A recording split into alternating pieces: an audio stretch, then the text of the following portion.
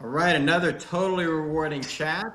Continuing our stretch, we're going to do some math. How many people we have spoken to outside of the U.S. versus inside the U.S. Yeah. Since we have Giac today. We also have Paul. Paul continues to keep showing up. I'm just keep waiting for the day that he's had enough. Nice background, by the way. Yeah, it's still there. It's I still know. there. It hasn't Yeah. changed. Yeah. How's it going, Jack? It's good. Pretty good.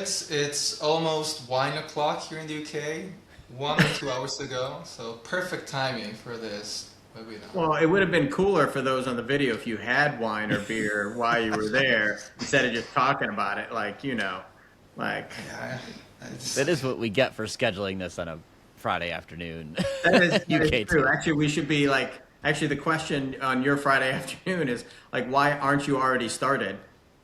Is probably a bigger question. yeah. And for British standards, I'm indeed behind because it Yeah. starts at 11 a.m. on a Friday. Yeah. The pubs will be buzzing. Yeah. So, Well, for those who don't know you, so that I don't screw it up, both your name and your bio, can you give us that and toss in at the end how we'll be able to have people find you. We'll link over, so you don't have to cover that. But give your bio and what you got going on now. sure, and that's probably the most challenging part, Sean. I've resigned from my corporate job a month ago, and I decided to enter a new chapter of my life as a solopreneur. So I'm in the process of building my own business. As a matter of fact, I just signed up to Google Workplace, and I've got a business email now, which gives me some form of credibility. You're legit. Yeah. Um, so yeah, really building a business which has two sides of the coin to it. One is your reward consulting, compensation consulting, and building on my last 6 years of experience working with startups and scale-ups, both in-house and consulting. That's sort of the sweet spot for me. I want to work with people, teams, just drowning in spreadsheets and knocking on my door asking me what to do. That's the kind of vibe that keeps me awake because I keep on telling myself I want to do something quiet, I want a quiet life, and then from the frying pan to the fire. So there's no better place than startup and scale-ups to have that kind of life because you chose it. I mean, I didn't choose to go into compensation, but now I'm choosing to stay in the fire because it feels good. And on top of that, I am later this year going to launch a community for people in Total Rewards that are not just interested in knowing about AI, they want to see it. They want to get together and build stuff together. Because yes, vibe coding is reaching feels like HR and compensation too. And yes, we can talk about all the limitations and all the risks about it, and I'm sure we will. But there's also a good opportunity to augment your role and automate some tasks with vibe coding without necessarily buying software. I mean, you can always buy software. I'm not one of those that, claims that SaaS is dead. I mean, last year we said consulting is dead, and where are we now? Consultants are thriving. 2026. I don't, that's quite of a long bio, but I hope it being able to. So actually, there's two things to quickly say in there. First of all, how did you get into comp? Because you said it in the same way that most people say that they got into comp. So how did you end up in compensation? Yes. So great memories. So first I graduated. I was an economist by background. And my first job was in finance. I was a general ledger in finance. And after 6 months, I realized, and I love the Excel spreadsheets. I love building formulas, but I'm sitting at a desk all the time. I'm not in meetings a lot. I'm not like interacting with humans. I want to do something different. And if you're thinking, oh, he's going to say now he chose this job because he loves to work with people. No, that's not my case. And I always feel a bit skeptical when people say that. What happened before jumping onto comp, I went to Brazil for 3 months and had the best time of my life. And then I realized, oh gosh, like I'm unemployed again, so now I need to figure out what I want to do. And I sent a speculative CV to a company called Hey Group, which they invented the first job evaluation methodologies, you probably know. Didn't know what to expect. It kind of felt aligned with what I wrote in my dissertation. alliance benefits, partnership benefits, and control mechanisms. So there was a human element, but I honestly had no idea of what the job was about. Then I started doing some research and I said, okay, this is cool. This is cool. I can run with that. So I got invited to a first interview. And the interviewer asked me, you got a cow. Tell me how you're going to make money. Like, what the heck? Is this the right question for a compensation job? So I almost like walked away. And then, however, I thought, now I get it. They are asking me how I can break down a problem into its components, find trade-offs, and understand the economics of business, which is, it is also what pay decisions are about. They are economics, but they're also about conflict of interests, trade-offs, tough conversations with other humans, and that is the beauty of comp. So yes, I didn't choose comp, but I chose to stay in comp in very different shapes and forms. Consultant, in-house, and now solopreneur. It's interesting. I didn't choose to get in comp. I just can't get out. You, I shouldn't say that out loud. I like it. I dig it, but it is kind of funny. Like different perspectives. It is kind of a.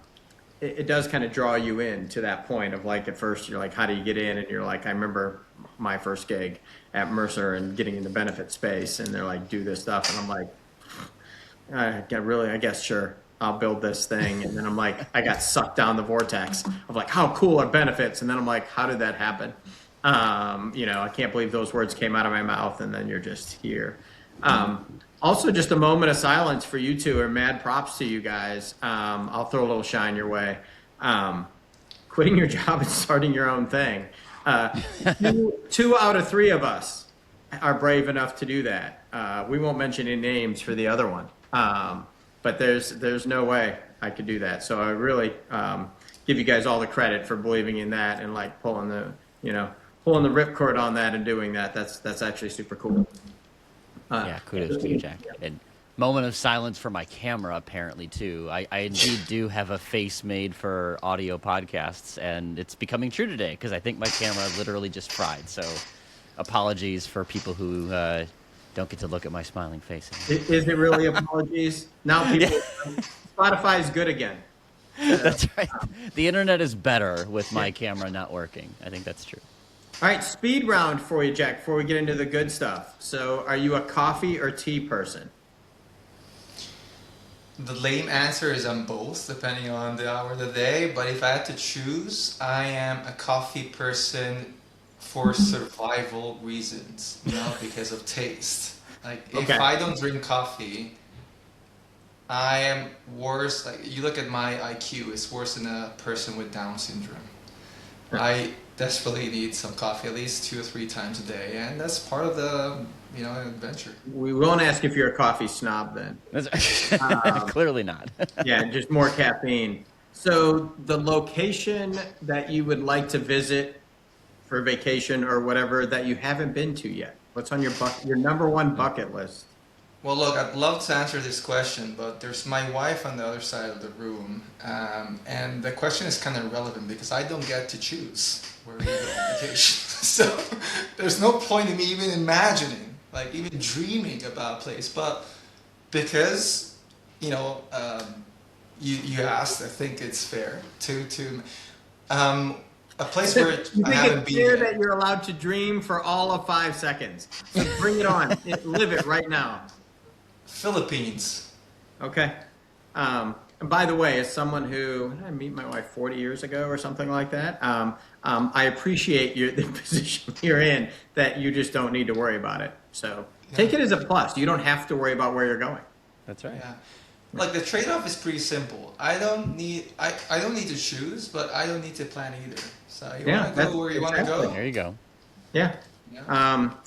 You have a weekend away, which we realize at this point in time, this question is going to be moot. We should just ask your wife. Yeah, actually, yeah. So you have a weekend away. You have a weekend away. Would you prefer to have a posh weekend away or go rough it in the woods camping? I would like to spend my weekends surrounded by nature. Yes. With some good friends, a fire, a good bottle of whiskey. Yeah, that's Nothing that's bad can happen after as someone who lives out where the rednecks and whatever goes, nothing bad ever happens with fire and whiskey. That's a combination built for success.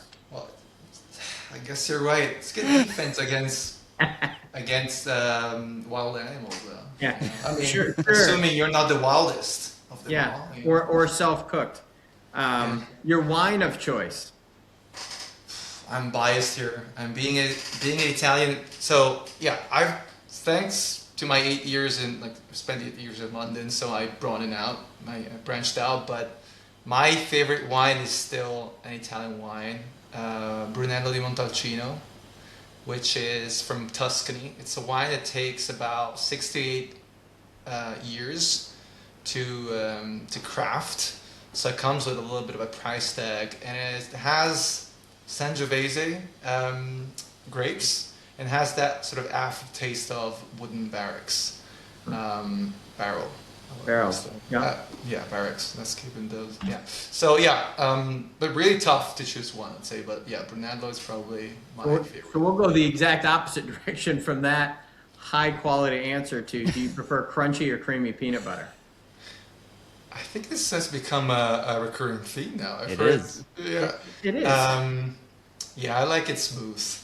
Okay. I like it smooth, yeah. Okay, Although like I'm more of a Nutella fan. I don't know if you have your- Nutella No, in the that's US. fair. So it's we've noticed obviously it's a very US centric, thing, peanut butter, and so the fact that you had an answer actually is somewhat surprising. And then the question Paul started asking follow up when people are like, we don't really have it here. What is your favorite equivalent? bread of choice? So Nutella, I won't lie. The thing with peanut butter is I can rationalize it's healthy for me. The thing with Nutella is I cannot rationalize that it is good for me. Yeah. You don't put Nutella in your smoothie every morning. No. It would be probably Well, you should. Yeah. So let's get into the good stuff. So with everything you're seeing in the market, when you got out, what is the top thing you're seeing in the market right now? Like, where would you want to start if you were evaluating the market and what's trending? I see tension. Not to start with something that has a negative connotation. I actually think there's some good aspects of the tension, but I see tension because what I'm seeing is on the vendor side, not every company, but many vendors are rushing to get something out there that they can brand with AI. It takes time, right? We all know that it's not just about choosing the model, but it's also about training and getting a good business case. But most important of all, it's about asking yourself, are you introducing AI for the sake of introducing AI, or are you actually solving a business problem and improving your solution, right? So I said many before, but I should say some. Some vendors rushing, some are doing really good, well at that. Some they have more of a fragmented strategy, and that's not the tension though. Like, this is on the vendor side. The real tensions with the buyer side, where I don't see the same amount of excitement in getting your hands on AI. I mean, everyone's asking about what tools exist out there, but there's a lot of confusion, a lot of buyer confusion as to how to approach this. I might have mentioned that I've run some user research interviews, and the most mentioned words that I hear are, I feel stuck. I don't know what I don't know. There's no one else in the company I can speak to. I mean, not about AI in general, about AI adoption in comp. And so there's this belief by many comp people that they are behind the AI wave, but what they actually are, they're not behind, because most people are exactly in the same stage. They are stuck. They're approaching it from a different lens. Instead of thinking, right, I have, like, they're thinking in this way, I have a new capability, it's called AI, now I need to go out and find problems that I can solve with it. Whereas what we typically do is we know very well that we have a problem, and then we decide, right, AI is the right solution for that, right? And I think what is causing this tension is that companies I spoke to are being asked by their boards, who are asking their chiefs, show us how you're going to implement AI in the business, right? And they're asking each department leader, and it has cascaded down to the head of rewards as well. So they need to prove something, but they don't know where to start. And I think the real message to get out there is, you know exactly where to start, because you've been doing this for decades. You know what feedback you got from your stakeholders at your last merit cycle, the last time you approved an offer, the last time you had to do benchmarking. You know exactly where the pain points are. So start from there and see if AI could help augment your role and deliver a better outcome for your stakeholders. So that is what I define as a tension. Buyers being stuck while vendors moving very rapidly. Yeah, if I could, real quick, follow-up question related to that. I think, how much have you heard in some of those discussions with buyers, like, we refer to AI like it's the Force in Star Wars, right? Like it's this nebulous, like, ethereal thing, like it's AI and you can't see me doing my Jedi hand wave. But, like, whereas AI is a really big concept, and it actually is a lot of different things on the ground, right? So I guess talk a little about what you're hearing there. Like, do people understand the flavors of AI, the use? I mean, that's where I'm feeling some of it, but I'm curious what you've heard as you've been talking to folks. Like, is AI too big to know where to get started sometimes? I think you hit the nail on the head. Like, there's no single definition of AI. When I asked, during the interviews, what do you think AI is, I always get different answers. Some people say it is a chatbot where I ask questions and it does some research for me. Others say it is an agentic platform that automates some of the work that I'm now doing. So very different. And to your point, yes, they're both different forms of AI. I tend to classify AI as either something you bolt on,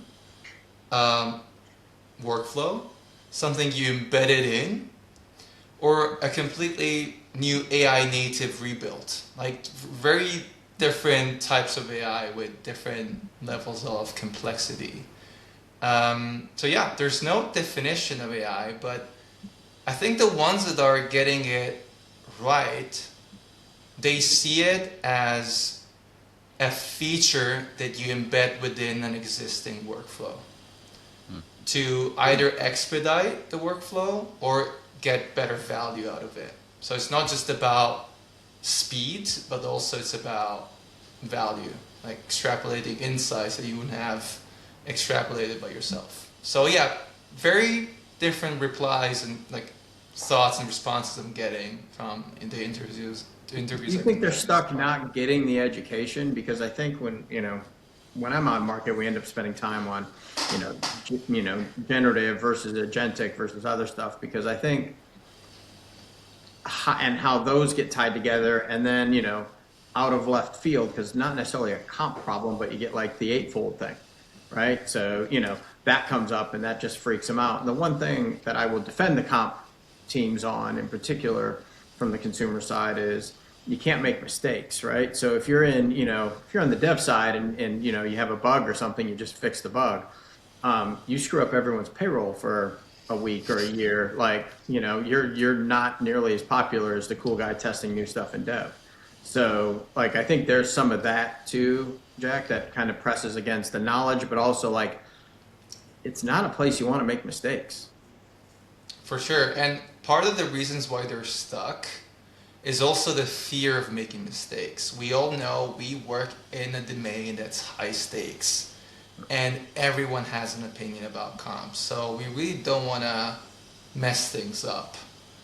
What I would argue, though, especially with people that feel afraid, is look, there's a huge chunk of compensation work that your team does every week that never nearly touches a pay decision. Think about the amount of data amalgamation, aggregation that you do if you're pulling, market data from different sources. And yes, they might, like, the primary competitor of CompTech vendors is still Excel, right? So many of them are still Excel. Think about all that work: survey reconciliation, data aggregation, job matching, scenario modeling for budgeting. That is not high risk AI work. It is tedious work. By living in fear, you're leaving a productivity unlock opportunity on the table. Now, that's not to say that there are some use cases, pay equity, reconciliation, for instance, that you absolutely need to be more careful with. We don't want to see automation in the sense of removing the human from the decision there. We'd rather want to see augmentation, which is keeping them in the loop, right? But that, the fact that you need to be very careful with AI for certain tasks, and that the notion of truly agentic AI, I'll say something bold, will never take place for these tasks because we simply cannot get rid of the human in the loop. It's just too dangerous. Despite all of this is true, that should not be an excuse not to start experimenting. Yeah. And to your point, why are people so stuck? I think the main reason is, again, they're being pressurized by the top. They're being asked, start doing something, but they're not being told how to go about it. And this is probably one of the biggest innovations that we've seen since the dot-com bubble with the internet.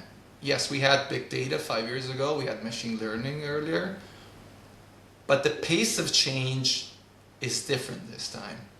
Every day we hear something new, and it's polarizing, and it's, even for someone like me, I read about AI every day, it is a lot to take. So I can only imagine for comp people that read maybe once a week or a month how it might be. But don't let that, and this is becoming more of a life coaching session now, but don't let that, don't let that discourage you from starting experimenting, because there are some other use cases which is very safe, not risk-free, but very safe to start experimenting with AI. Yeah. That's the advice I've always been giving people is, what should I do first? Something is the answer, right? It doesn't mean throw your entire census file into ChatGPT and ask what it says. That's not the right something, but draft a job description, see what happens. If you haven't tried to vibe code your own app just to do something, do it. Yeah. It's not going to be great, but that's not the point, right? You learn a lot about what's possible, what's not through experimentation. And then you'll have a better sense of, what workflow problems, to your exact point, what's that thing you've been doing that, I might be able to actually make this a lot better. Whether it is workflow automation, true, get me out of it because the robot can do it all, or decision drafting or content drafting, all of those use cases work. You just got to know it's not going to get this right. I have to look out for this, How do I then teach it to use that better next time? You learn all that through experimentation. So the right answer is always do something. And then it's a question of how do I apply that something that I've now learned to a real problem? Yeah, I've told a bunch of people this. I found the best way, because obviously you don't want to take your census data or anything, is I went in and in a couple different tools had them create a 100-person SaaS software company in traditional, spans, layers, and average salary. Being the grown-up that I am, I made my CEO of Acme company, Wile E. Coyote, and everyone needed to be named after Warner Brothers characters. And while it was fun to watch even little things like, so you learn a lot about the data, right? All 18 software engineers came back with exactly the same base pay, right? That doesn't happen. Like there's just stuff and you have to go randomly create things, to your point, Jack. Like you start to create how the data works, but you also realize how generative it is. It actually put Bugs Bunny in charge of sales. Pepe Le Pew, the skunk, was in charge of customer support. Like Claude was actually pretty creative. And now you can go back and keep creating these scenarios and building it out, and you really learn the limitations of what happens, right, with the tool. And then you have this fake company that you can really go mess up, to your point, Jack. There's no risk. Like none of my cartoon characters, Scooby-Doo, who was leading development, did not care if he got a good merit increase or not. Surprisingly, those who know know the whole Scooby-Doo show. It put Shaggy as his direct report, which I didn't know that's how that actually worked. Turnabouts, fair play. I know. I did not know. I didn't know how that went. But it was really interesting because then you could create this, and you do realize there are bounds with this. And to your point, Jack, it really highlights things like, I do need to create some boundaries, or I do need to add the art and the science. And actually, there's a lot of variability that it's not prepared to handle yet. And so it's a really cool way, I found, while being a child, to go back in and do that. It also gives you a data set, Paul, to your point, to vibe code against, right? So actually write me a merit modeling software tool that does this, and then you realize there's bounds there. Absolutely. How are you seeing companies like, so you got this tension, right? And generally, having been at a software vendor my entire life, I basically go by the premise of, since they're paying me money, I've never been anywhere with free software. So since they're paying us money, it's our job to alleviate that tension. So I like the word that you've got there, the tension. How are you seeing companies try to bridge that gap or loosen the tension between, we have AI and like, I don't really understand it?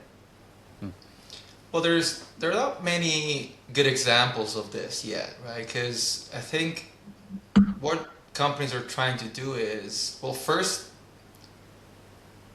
they're trying to get people to experiment, right? But at some point, you want to move from experimentation to execution. And to get there, the smartest companies have realized that humans love frameworks, because the frameworks gives you something they can use to make decisions, even if it's along the way and you don't know the variables. You have like a playbook, a starting point, an infrastructure you can use consistently. It might not generate accurate outputs, to Paul's comment earlier, but you're still there in the loop. You have a framework, and you know that you can intervene and decide to go a different way if you don't like what the AI output is telling you. But you would know all of this and how to move only if you had a framework. So the real gap between the initial exploration phase and execution is really a governance gap. And this is where I see the smartest companies intervening. They are providing AI-specific training for teams so they know how to, what actions they can take at each step. And it is not a tool problem, because the tools exist and they're already there. It is a change management problem. It's the lack of these frameworks. Think about simple things. For instance, the need to reiterate that you need documented decisions as part of a process, so you can learn from previous failures. Can be applied in talent acquisition, but can also apply to exit surveys. So it's really where things are failing is in that delegation that we talked about, where companies are expecting leaders to act without giving it a proper framework. And what is happening, not across the board, but in some companies, we do see that experimentation going on, but it's all bottom up with no consistency. Whereas if there was an AI, decision framework, it would feel less like creative experimentation and more like execution. Maybe it's deliberately not that way yet, because some some people may see this as a new toy rather than a new tool.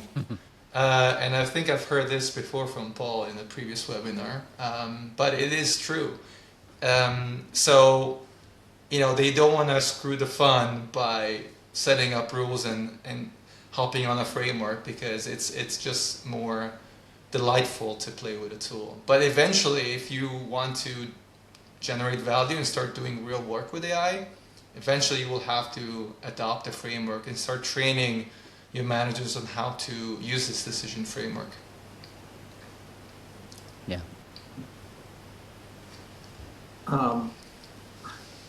So the governance piece, though, is always a piece that was always kind of interesting to me, because if IT governs, right, so, and you do it at a high level, they're going to make it really tight.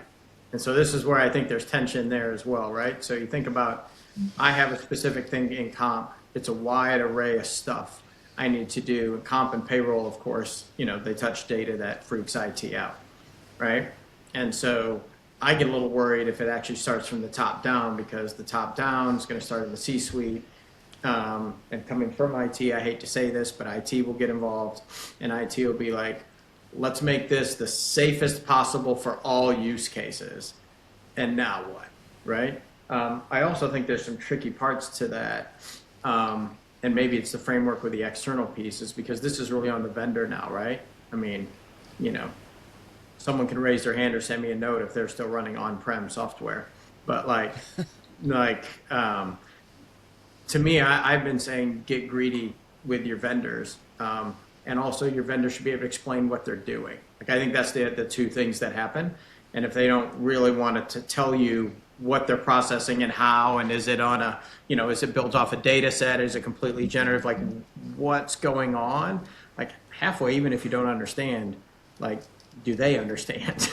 Or are they pulling it from some other places and it's a black box on top of a black box? So I think there's some places where, I think, Giac, it's hard to kind of rein this in yet, because every vendor is a little different. And I think it's going to be worse when we get to MCPs. Because you're going to have just all the bots will be talking to each other to form an opinion. Yeah. I think, there's definitely some variance across, use cases and vendors, but there are four things that in any AI use case you can ask yourself when evaluating it. I call it the EACH framework. E stands for explainability. It's nothing like rocket science. I framed it in my own way, found an acronym for it. But explainability. So regardless of what the context is, could be market pricing, could be comp planning. One of the questions I always tell people to ask vendors is, they've just shown you that their AI can generate a result, an outcome. But does it show you the process as well? Because how I got to that outcome can be more important than the outcome itself, right? So are you able to explain how I got there? That is, in a few words, what the explainability tenet is. Very much close to that is the auditability tenet as well. Let's say you've made, you've used AI within a workflow, and this was 6 months ago. Are you able to go back in time and find an audit trail of what happened? Because for things like pay equity, you're probably going to need it, especially if there's a joint pay assessment looming in. And people are not just asking what, they're asking why. And that why could have happened a year from now, right? That is the confidence tenet, which means we all know that AI modules, they love to lie, and they lie confidently, right? What we do value, however, is an AI that tells us, I'm vulnerable. I didn't know the exact answer to this. I'm 75% sure that this is the right outcome you want, but I might be wrong. Why don't you look into it, the other 25%, and tell me if I'm right? So that is just showing your confidence level, and just having an AI that tells you when they are uncertain, right? Those that just turned in at 34 minutes thought they just got onto a dating site, by the way. Lie confidently, but we like vulnerability. Okay, just got it. Okay, so I got to see. Yeah. It's fascinating how men's mind work because I was thinking about the exact same thing. But I didn't say it. Yeah. Yeah. All right, so we got the C, the confidence part. Okay. And then the H, you probably heard it over and over again, is the human in the loop, which is different from the human on the loop, right? One is, AI, human. So there's like guardrails in place where the human sort of is summoned. And then there's the human that is monitoring over the entire workflow. And that is a key distinction, especially in the, I love how this sounds so catchy, AI EU Act, which is coming effect in August. That's the key distinction, but probably a bit too much technical to get into right now. But yes, the H stands for human in the loop, and that explains the each framework, because each pay decision needs to go through this framework.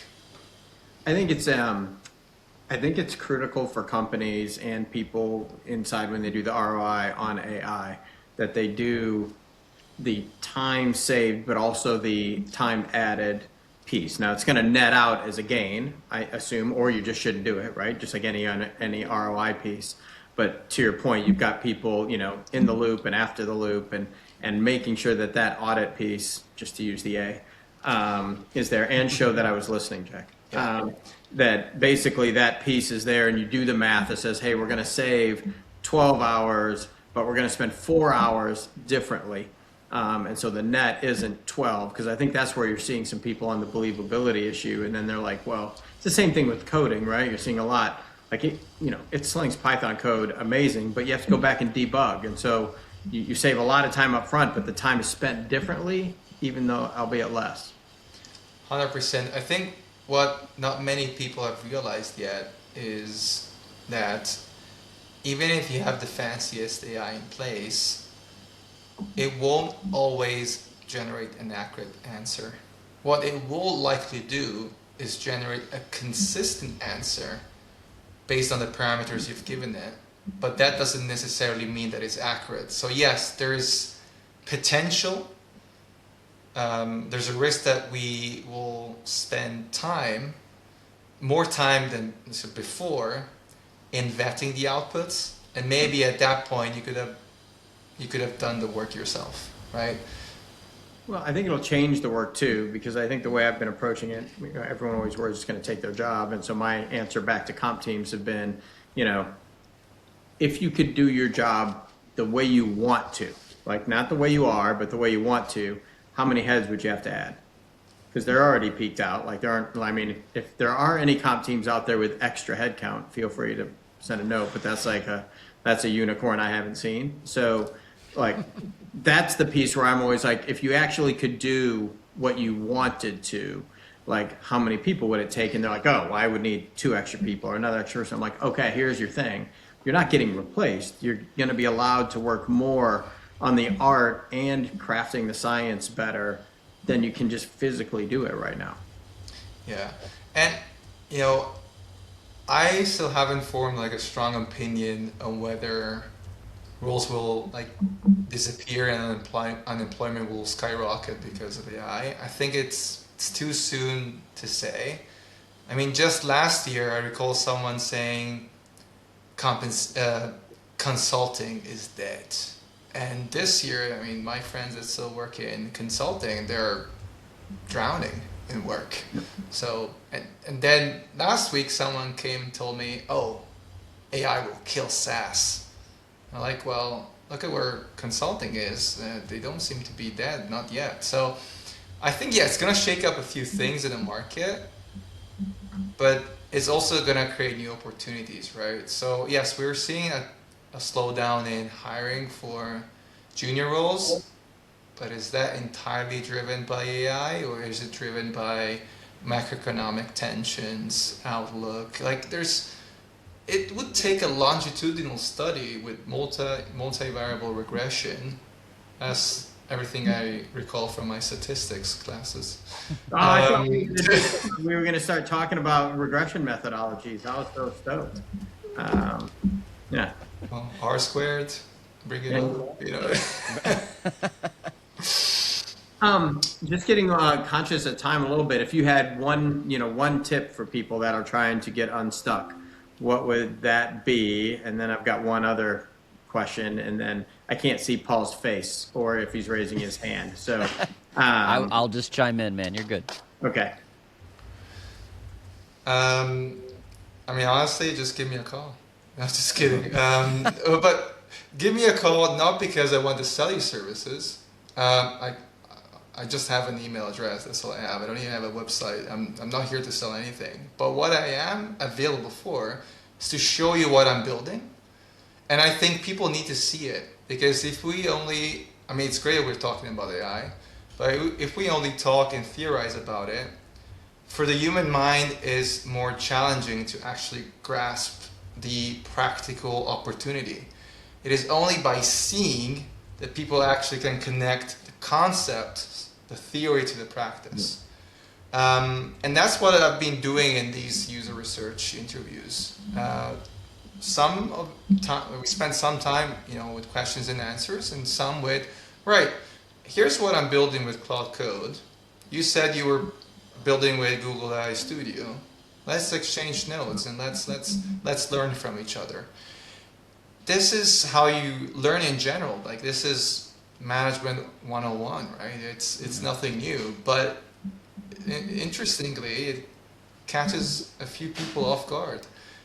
We just need to do what we've always been doing to learn a new skill, something that we've learned since the early days of our life. So yes, my advice would be start experimenting and don't be shy. Get on a call with other people who are experimenting as well. Show to each other what you're building.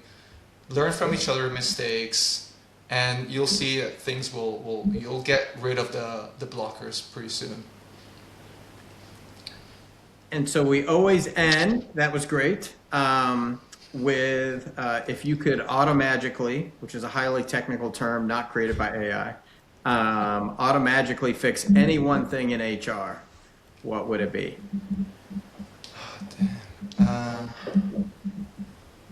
What would I fix in HR?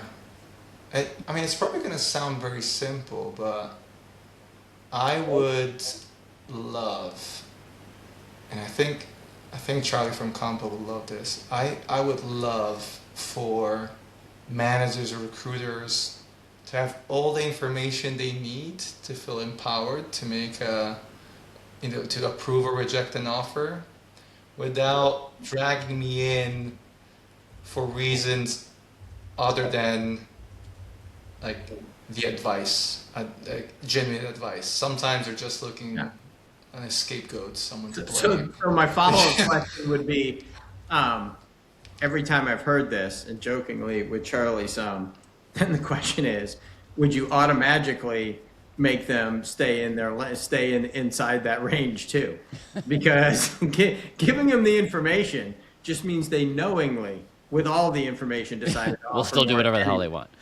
I would automatically make the ranges disappear because we don't need them anymore in this new, in this parallel world. Maybe we just make them disappear and trust that humans will make the right decision, and coincidentally will be within the range without even knowing. I just looked out the window and I just saw the blue skies, rainbows, a couple of unicorns went by, and a pot of gold at the end. I totally dig it. He just took the humans out of the loop. That's what I just heard, though. At the same time, Giac works for Skynet. There's the old reference for those of us. This has been great. So we will post all your information out there. You can obviously reach out to Giac on LinkedIn. Now he can reply to you in email. So like with a professional email. So he's totally moving up. You can tell that it's not difficult to get Giac to talk about his opinion of what's going on and share. He's got a lot of, he's checking out the market a ton. So feel free to reach out, follow him on LinkedIn. Really appreciate you taking the time, Giac, showing up. Paul, this is by far and away the best video session we've had with you, so I appreciate this today as well. So thanks to everyone listening. Give us a follow, and we'll tag everything. Thanks, Giac. Awesome. It was great fun. Thanks, guys.